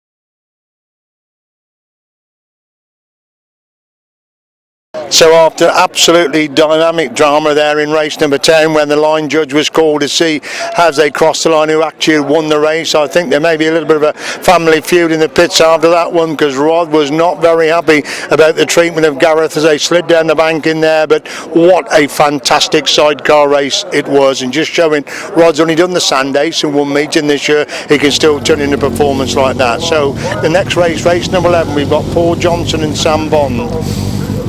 We've got Neil Owen, Jason Farwell. We've got Rob Wilson and Terry Saunders, second place, first time out. We've got Mark Cossar won his opening ride. We've got Gareth Tregilgas, and we've got Trevor Neath and Kieran Bonner. Could anything match that superb action between father and son Winterburns there in a dynamic race number 10? Race number 11. Rob Wilson's very quick. He needs to outgate Mark Cossar, I think, to stand any chance at all. Cossar's got the drop, and Rob Wilson is not particularly quick away. He's got away in second. We led Cossar lead already. As Cossar leads, Emma Wilson second. Neil Owen trying to get through around the outside and move through in the third place. He gets shoved out by Paul Johnson. As Cossar leads, Emma Wilson in second. Johnson's got the third. Owen in four. Heath is in five. No Tregilgas come out this time. They climb the bank in once again, and it's Mark Cossar and Carl Blyth there clear at the front. Then Rob Wilson holding that second place position. Johnson has got the third. Owen is in four. Heath is in position number 5. That's a 5. Coming down the bank in once again. Mark Cossar taking a very similar line to what Gareth Winterburn took in his two ordinary races. He's clear then. The Wolves holding second. Johnson getting close in third. Neil Owen in fourth. Coming under pressure. Then Trevor Heath and Kieran Bonner looking that fourth place of Neil Owen as Cossar continues to dominate from the front. Wilson can't close the gap at all there in second place. Johnson's consolidating third. Again Trevor Heath having a go at Neil Owen for that fourth place position. As Cossar leads him on to 4 then. Wilson holding second. Johnson got a third. Owen is in 4. Heath is in 5. Up the back straight they go for the full time. It's going to be 2-2 for the Mouldy Masters champion Mark Cossar and Carl Blyth. They're totally dominant in this race. Number 11, Rob Wilson's going to pick up his second place of the afternoon, but Mark Cossar makes it 2-2. Rob Wilson gets a second. Paul Johnson picks up third. Neil Owens in 4. Trevor Heath in 5th place.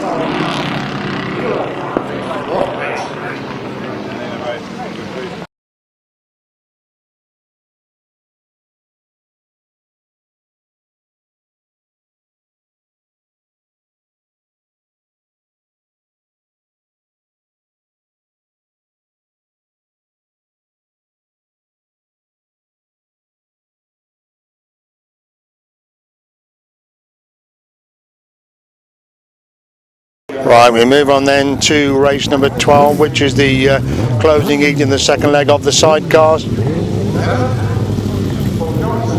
So if you look at them, Peter Lloyd and Terry Madley, 3 points first to make. Matt Fumarola and Gareth Williams, disappointing opening ride with just the 1 point. Miles Simmons, Kevin Woodley, they picked up 4 points. They're revving up on the line then for this half.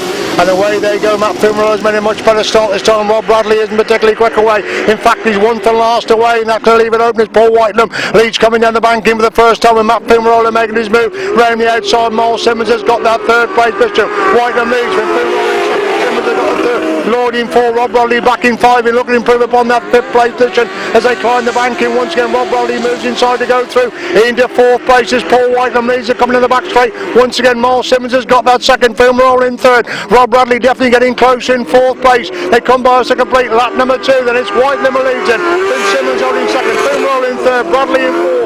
Lloyd is in 5. Looks like Tom Marvel, Tom Cossar is back in 6th place as Paul Whitelam leads him going on the back straight. Once again, Rob Bradley now looking at 2nd place, and Matt Fumarola in turns got inside Miles Simmons to go through in the 2nd place as Whitelam leads him, but Fumarola in 2nd. Simmons has got the 3rd. Bradley's back in 4th place as Whitelam leads him on to 4th, and Fumarola in 2nd. Simmons has got the 3rd. Bradley's in 4. Lloyd in 5. Cossar in 6, and Paul Whitelam and Alan Elliott are storming away then with the seat then. Fumarola having a much better ride this time, has got the 2nd place. Rob Bradley trying to improve upon that 4th place position as down the bank in 4 the full time. Paul Whitelam and Alan Elliott pick up the winning ride. Fumarola gets a 2nd. Simmons is in 3rd. Bradley in 4. Lloyd in 5. Cossar in 6th place.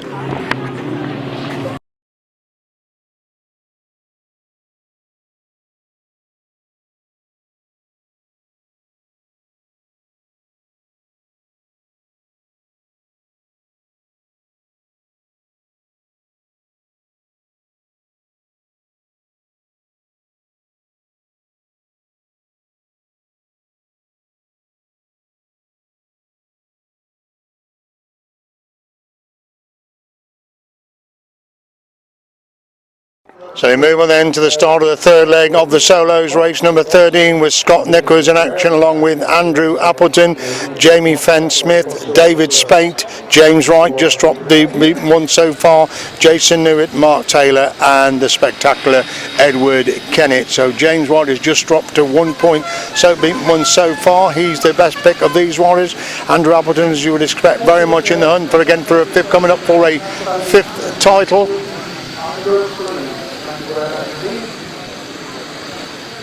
Red flag is out. Red flag is out. I only see 7 riders on the line at the moment.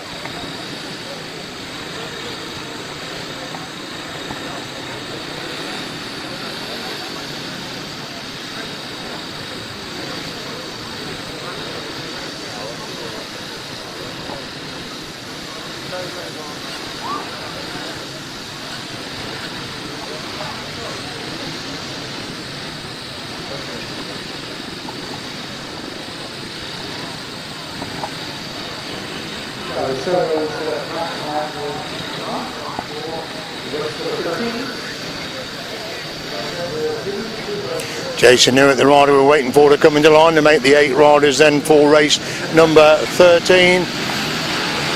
Up for the tapes, they've all got away pretty equally. We're looking for Appleton making a good start from the outside. James Wright, Cannon in fact is out against the third of them. Cannon climbs the bank in for the first time. Wright in second, Appleton is in third, Nichols is in 4, Taylor in 5. That's the top 5 as they go down the back straight the first time. Edward Kennet's on the shoulder of James Wright, and leads James Wright coming down that bank in for the first time. Cannon on the outside, Wright on the inside line. Spectacular action between these two. This Kennett leads in for Wright in second, Appleton in third, Nichols is in 4, Taylor in 5, Spate in 6, Fenn-Smith in 7, Newitt in 8, that's the 8. But it looks as if Edward Kennett's got a measure of James Wright once again coming down the banking on that pitch corner on lap number 2. Kennett on the outside, Wright taking a much tighter line, and Wright almost comes alongside it. But Kennett leads in from Wright in second, Appleton has got the third, Nichols in 4, Wright again trying to get inside, Kennett going down that back straight once again. He's closed the gap on Edward Kennett, 2 bites between first and second down that bank, and they come once again. Kennett's gone wide again. Wright takes so much tighter line, he get inside Kennett this time, and Wright gets inside Kennett. Kennett comes again,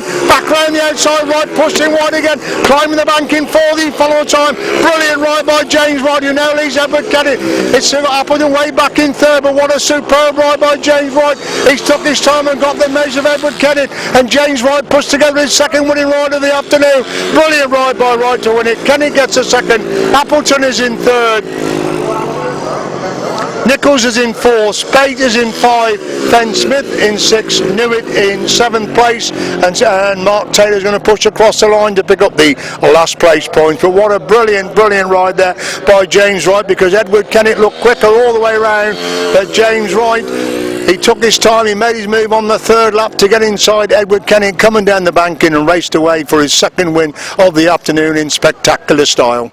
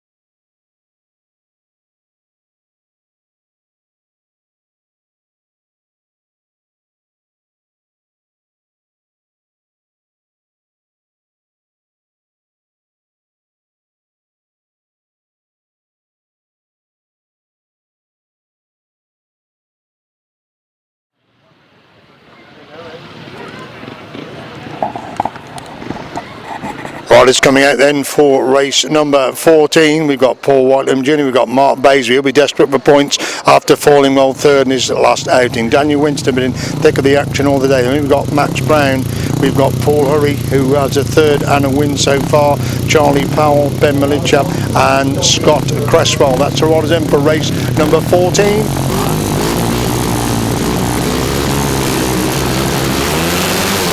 Up for the tapes, and in somebody's front wheels in front of his face. It's Paul Whiteman Jr. with Ben Miller. Chap leads then from Paul Hurry, got away in second. Paul Hurry gets round the edge. Miller Chap Winston trying to squeeze away through to get through into third place. As Hurry leads him round the back straight for the first time with Miller Chap in second. Winston's got the third. Powell is in fourth place. Brown is in five. Cresswell in six. Whiteman Jr. in seventh. That's the seven. Then there's Paul Hurry taking the wide line lead from Ben Miller Chap, desperately trying to close the gap in second. Winston has got the third. Powell is in four. Brown in five. Cresswell in six. Whiteman Jr. in seven. They start to spread now in this race number 14 as Paul Hurry leads, coming down that banking on a lap number 2 after third place is opening ride. It looks like putting together 2 winning rides then. Hurry the leader then for Miller Chap holding second. Winston in third. Powell is in 4. Brown is in 5. Cresswell 6. Whiteman Jr. 7. Again equal just between the 7. Paul Whiteman well clear going down that back straight on a lap number 3 then. Miller Chap in second. Winston gets a little bit closer there in third. Last lap flag comes out then for Paul Hurry, leads them on to lap 4 then. Then still Miller Chap holding that second place. Winston desperately trying to close the gap in third. Powell's got the 4. White Rod in Brown in 5. Cresswell 6. Whiteman Jr. dropping back in 7 as Paul Hurry coasts down that pits corner for the following time. He's got a long lead at the front, and Paul Hurry puts together his second winning ride of the afternoon. Paul Hurry gets a winning ride. Second place is Ben Miller Chap. Third is Dan Winston. Fourth is Charlie Powell. 5 Max Brown. 6 Scott Cresswell. 7th place Paul Whiteman Jr.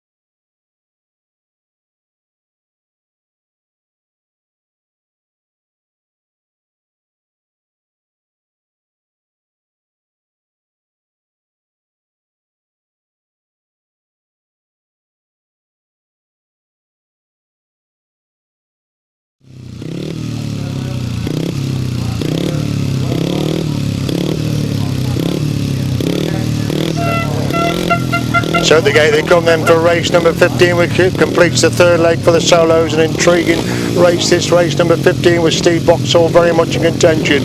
Paul Cooper absolutely desperate for points. Andrew Whittaker will be a non-starter. Richard Hall is very much in contention. Callum Walker, John Beaton, James Shanes. That's just some of the rides in this one. The start could be absolutely crucial. Changes front wheels up in front of him as Richard Hall leads him, and Boxall in second. Cooper in third, and changes back in fourth place. And Murray back in fifth place as they go down the back straight once again. Then it's Hall who leads them, but Boxall in second. Cooper's got the third. Shanes is up to fourth place. Walker is in 5. Hickmott is in 6. That's a top 6. It looks like Boxall's got machine problem. Steve Boxall's pulled out as Hall leads them. Then Cooper in second. Shanes up the third. Walker in 4. And Steve Boxall's coasting with a 6 by dropping place after place after place. It's all clear going down that back straight then. Shanes is now up to second place, but Cooper in third. Will Shanes chase Hall, or will he be content with the second place position as Hall leads can put in lap 2, and Shanes holding that second. Cooper desperate for points has got the third. Walker is in 4. Hickmott is in 5. Steve Boxall finally pulls out the back, and James Shanes is starting to close him on Richard Hall. He's not going to ride for a safe second place. It looks as if he wants a victory this time then. Coming down that pits corner banking, Hall's gone wide. Shanes takes so much time. Richard Hall's gone wide to the loose, and James Shanes at the front. Shanes has come from 4th to 1st. Hall trying to come back through on the inside as Shanes leads them, and Hall in second is Cooper in third. So James Shanes will remain the only unbeaten rider off the 3 legs of the Solo Masters. Tremendous ride by James Shanes. He harried Hall into the mistake coming down that bank, and Shanes gets a winning ride. Second is Richard Hall. Third is Paul Cooper. Fourth is Callum Walker. And it looks as if he only got 4 finishers in fact. So Steve Boxall, I'm sure he had problems in those opening rides. It seemed to give up on the 3rd lap on each occasion. He gave up on the 2nd lap that time, but all credit to James Shanes. He wasn't content with a safe second. He raced away for a win, put Hall under so much pressure coming down that pits corner. He got out into the loose, and Shanes was through on the inside run.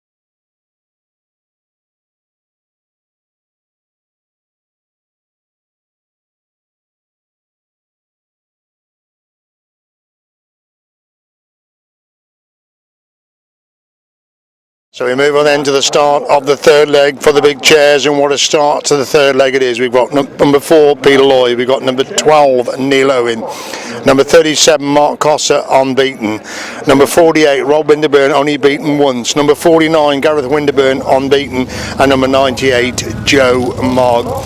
So these are the 3 leading contenders at the moment. Gareth Winterburn, Mark Cossar are unbeaten. Rod was only beaten by Gareth, and he wasn't too happy after that, so there'll be no quarter given by anybody here.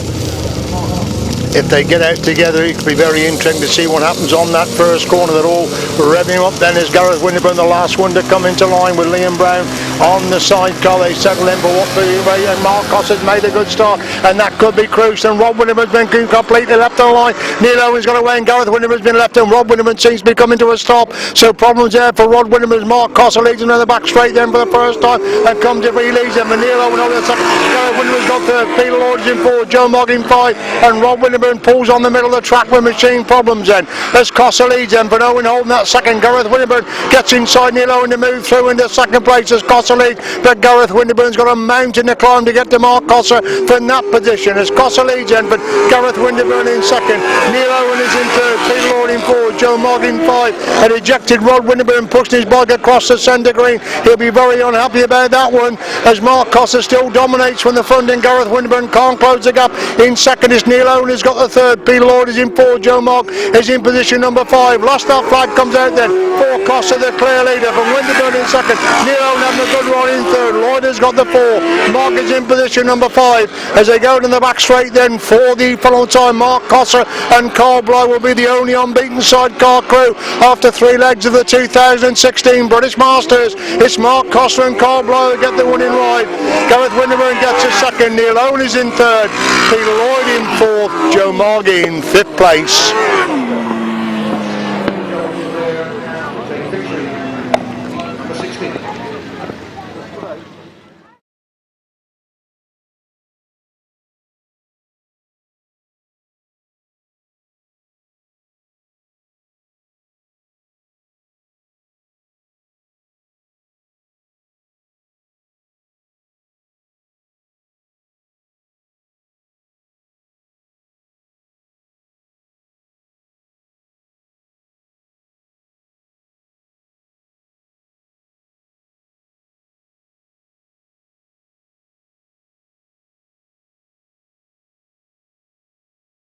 So we move on then to race number 17, Matt Fumaroli and Gareth Williams.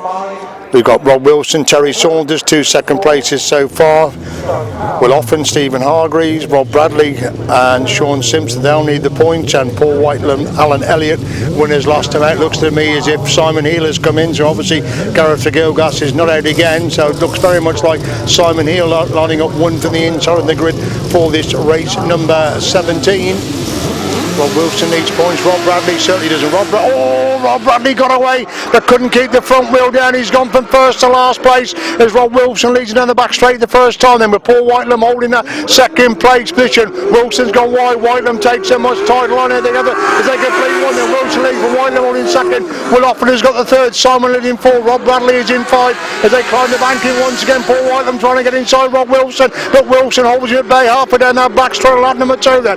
Wilson leads from Whitelam holding second, Offen has got the third, Heel is in 4, Fumaroli in 5, Rob Bradley surprisingly at the back as they complete lap number 2 there. It's Wilson leading from Whitelam holding second, Offen has got the third, Heel in 4, Fumaroli in 5, Rob Bradley in last place. The last place for Rob Bradley's going to give his chances no good at all here as still it's Rob Wilson leads them, but Paul Whitelam doing the chasing in second place. He's still getting away from Will Offen, who's got the third, Simon Heel in 4, Matt Fumaroli trying to come around the outside of Simon Heel. Rob Bradley can make no impact at the back as Wilson on course for his first race win of the afternoon. Whitelam has got the second, Simon Heel has almost got inside Will Offen, and Fumaroli they hunted him down for 3rd, 4th and 5th places as Paul Whitelam chasing after Rob Wilson, coming down that banking for the follow time. Rob Wilson keeps a nice tight line, gets his first race win of the afternoon. Paul Whitelam gets second, Simon Heal third, Will off in 4, Matt Fimerola 5, Rob Bradley in 6.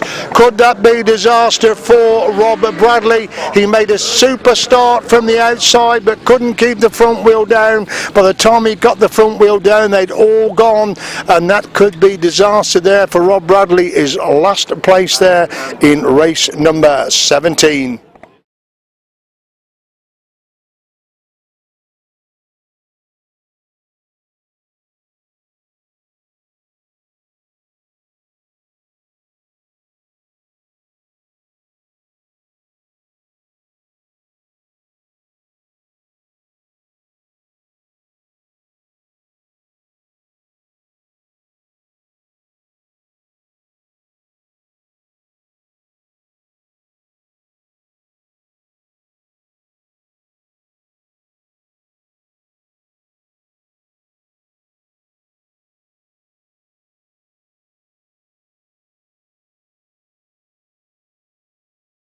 Here we go then with race number 18, the closing heat of the third leg for the big chairs. We've got Paul Johnson and Sam Bond. We've got Miles Simmons, Kevin Woodley very much in contention. Colin Blackburn, Carl Pugh. They've had 2 second places so far. No, a second and a third in fact. They'll need a winning ride this time. Tom Cossar's in action as well, along with Pete Colvin and Trevor Heath. So a chance here for Colin Blackburn to pick up his first race win of the afternoon. He'll be desperate for points in this race number 18.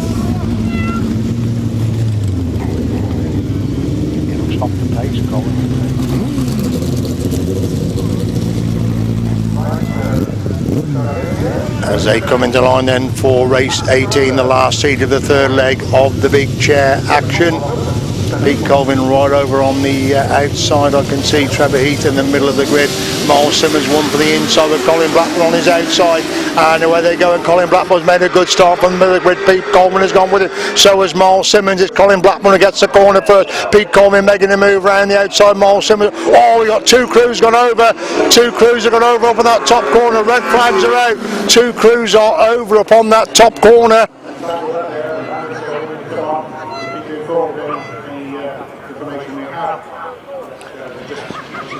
Looks like Paul Johnson and Tom Cossar to me, the crews that have gone over upon that top corner. Both ambulances being called over to that far side of the track. Was watching the leaders coming down the bank and missed that incident upon that top bend, but looks very much to me like Paul Johnson and Tom Cossar, 2 crews that neither will give an inch, and both ambulances being called for the 2 crews on the floor over on that far side of the track.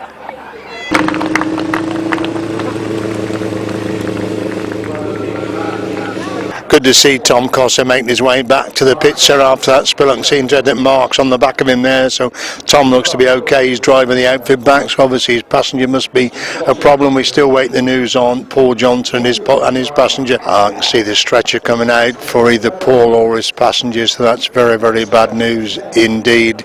Didn't actually see the incident. We were busy concentrating on the leaders coming down the bank, and they were back in 5th and 6th places when they had the collision. But good to see that Tom's gone back, but either Paul or his passenger could be in trouble. The applause will tell you that one of the riders up on their feet over on that far side. That's very, very good news indeed, because I think it's Paul Johnson that's up on his feet, so obviously it's one of the passengers that's still down. So let's hope they are going to be okay. We've had quite a delay while this is being sorted out, but obviously rider safety is the first thing that matters today.